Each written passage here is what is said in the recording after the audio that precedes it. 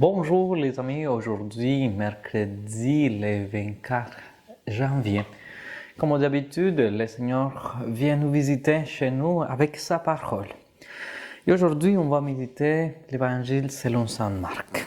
Le Seigneur soit avec vous et avec votre esprit. Évangile de Jésus-Christ selon Saint Marc. Gloire à toi, Seigneur.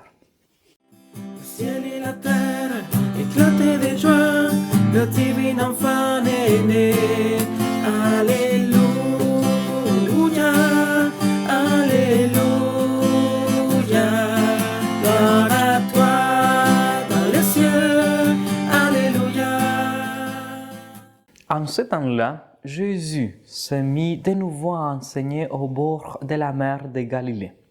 Une foule très nombreuse se rassembla auprès de lui, si bien qu'il monta dans une barque où il s'assit. Il était sous la mer, et toute la foule était près de la mer sur le rivage. Il leur enseignait beaucoup de choses en paraboles, et dans son enseignement, il leur disait « Écoutez, voici que le semeur sortit pour semer. Comment il semait, du grain est tombé au bord du chemin. Les oiseaux sont venus et ils ont tout mangé. Du grain est tombé aussi sur du sol pierreux, où il n'y avait pas beaucoup de terre. Il a levé aussitôt, parce que la terre était plus profonde. Et lorsque le soleil s'est levé, le grain a brûlé, et faute de racines, il a séché. Du grain est tombé aussi dans les ronces ont poussé, l'ont étouffé, et il n'y a pas donné de fruits. Mais d'autres grains sont tombés dans la bonne terre, ils ont donné du fruit en poussant et en se développant. Et ils ont produit 30, 60 et 100 par an. Et Jésus disait, celui qui a des oreilles pour attendre, qu'il attende. Quand il resta seul, ceux qui étaient autour de lui avec les 12 l'interrogeaient sur les paraboles. Il leur disait, c'est à vous qu'est donné le mystère du royaume de Dieu, mais à ceux qui sont dehors, tout se présente sous forme de paraboles, ainsi comme dit les prophètes. Ils auront beau regarder de tous leurs yeux, ils ne verront pas. Ils auront beau écouter de toutes leurs oreilles, ils ne comprendront pas. Sinon, ils se convertiraient et recevraient les pardons.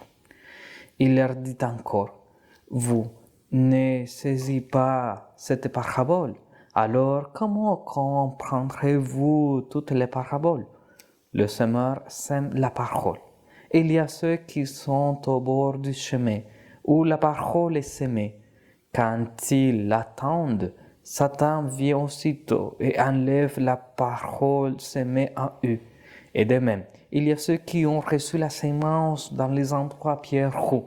Ceux-là, quand ils attendent la parole, ils la reçoivent aussitôt avec joie, mais ils n'ont pas en eux de racines. Ce sont les gens d'un moment qui viennent la détresse ou la persécution à cause de la parole. Ils trébuchent aussitôt. Et il y en a d'autres qui ont reçu la sémence dans les ronces. Ceux-ci attendent la parole, mais les soucis du monde, la séduction de la richesse et tous les autres convoitises les envahissent et étouffent la parole qui ne donne pas de fruits. Et il y a ceux qui ont reçu la sémence dans la bonne terre. Ceux-là attendent la parole, ils l'accueillent et ils portent du fruit, 30, 60, 100 par an. Acclamons la parole de Dieu. Gloire à toi, Seigneur Jésus.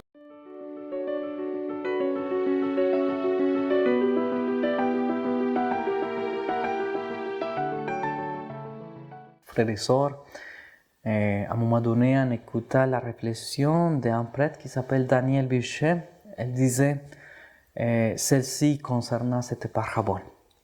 C'est un semeur un peu particulier que Jésus nous décrit. Il sème n'importe où, au bord du chemin, sur un sol pierreux, même dans les ronces, pas mal trop de semeurs. Ici, Jésus explique que sa parabole, ce qui est exceptionnel dans ses évangiles.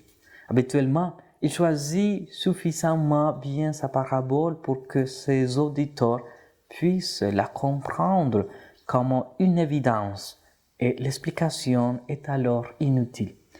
Mais ici, Jésus semble tenir particulièrement à ce que ses disciples comprennent bien.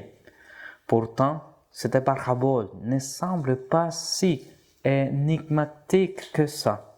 Jésus nous avait habitués à de plus compliqué. Alors, pourquoi expliquer spécialement celle-ci et seulement à ses disciples, pas à la foule très nombreuse au bord du lac? Beaucoup de personnes qui attendent la parole de Jésus ne l'accueillent pas comme ils le souhaiteraient. C'est justement ce que dit cette parabole du semeur. Les différents lieux où les grains est semé correspondent aux circonstances qui font que la foule écoute sans comprendre. Il y a ceux qui attendent la parole et n'y prêtent aucun intérêt, parce qu'elle ne parle pas à leur cœur, accompagnée par d'autres préoccupations, ou ceux qui accueillent la parole avec joie lors d'événements marquants comme un baptême, un grand rassemblement, une rencontre, mais qui ne changent rien à leur façon de vivre au quotidien. Ceux qui n'ont pas suffisamment de racines, de connaissances de Dieu pour laisser la parole porter son fruit.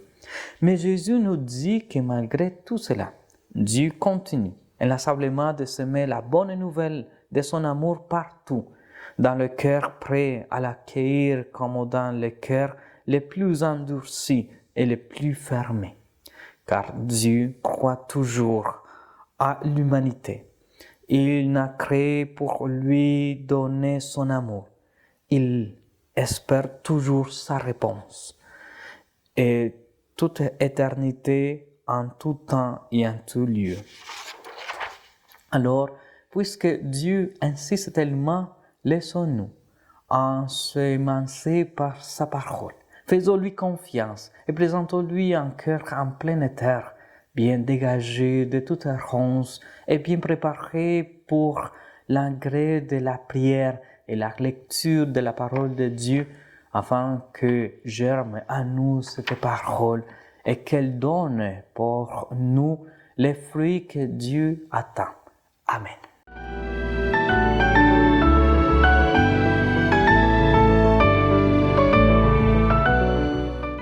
Frères et sœurs, avant de nous séparer, on va dire un Je vous salue Marie en demandant à la Vierge Marie qui nous aide et nous accompagne à donner des fruits après d'accueillir dans nos cœurs la parole du Seigneur. Ensemble, je vous salue Marie, pleine de grâce, le Seigneur est avec vous. Vous êtes bénie entre toutes les femmes, et Jésus, le fruit de vos entrailles, est béni. Sainte Marie, Mère de Dieu, priez pour nous pécheurs, maintenant et à l'heure de notre mort. Amen. Saint Joseph, priez pour nous.